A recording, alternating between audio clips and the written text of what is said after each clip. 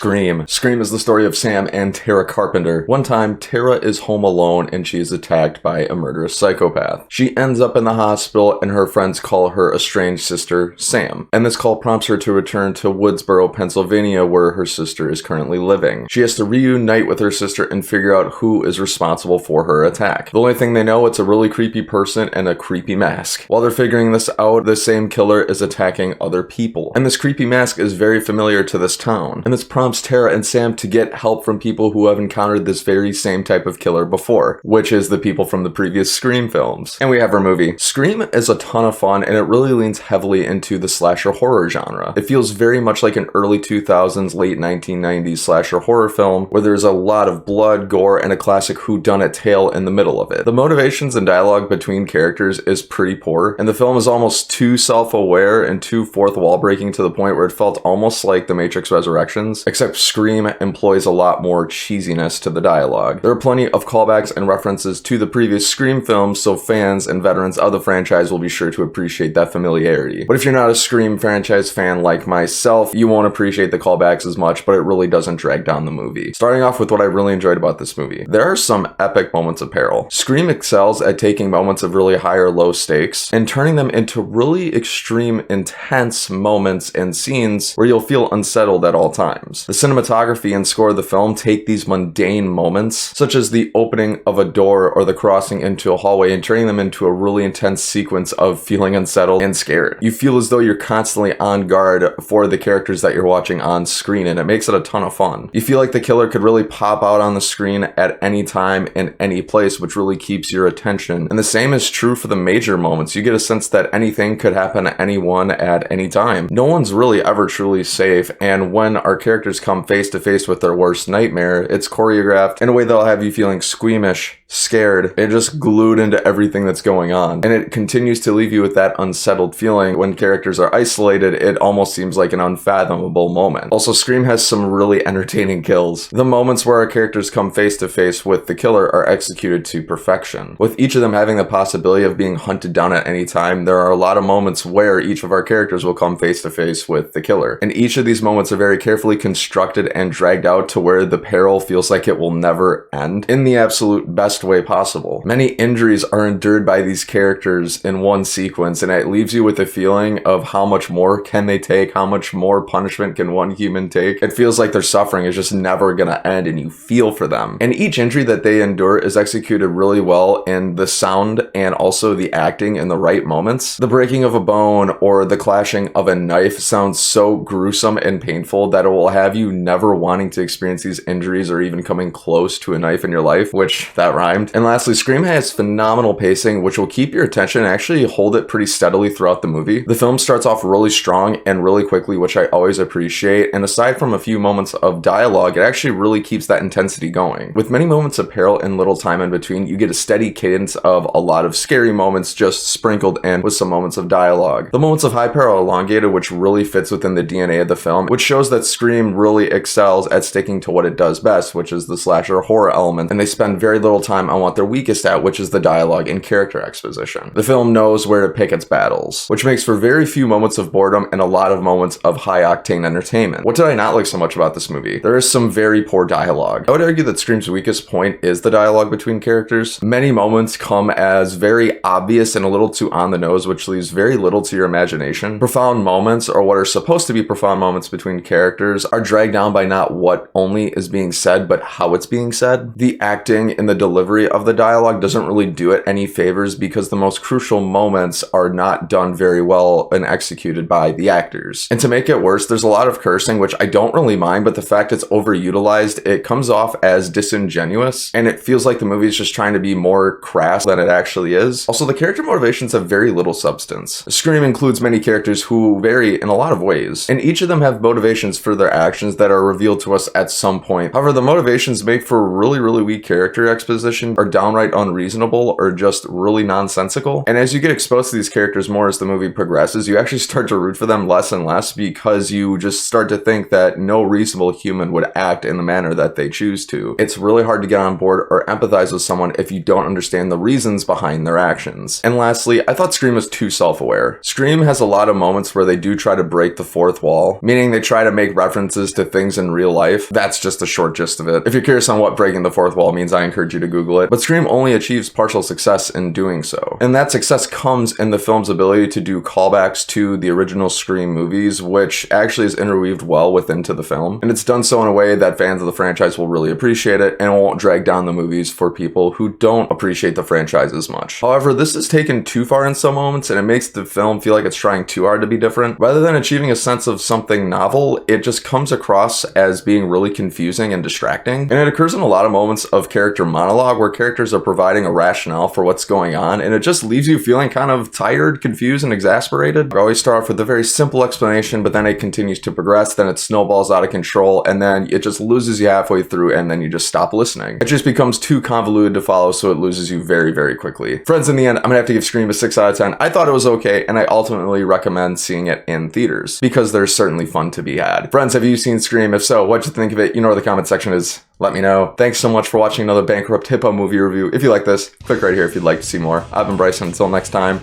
have a great day.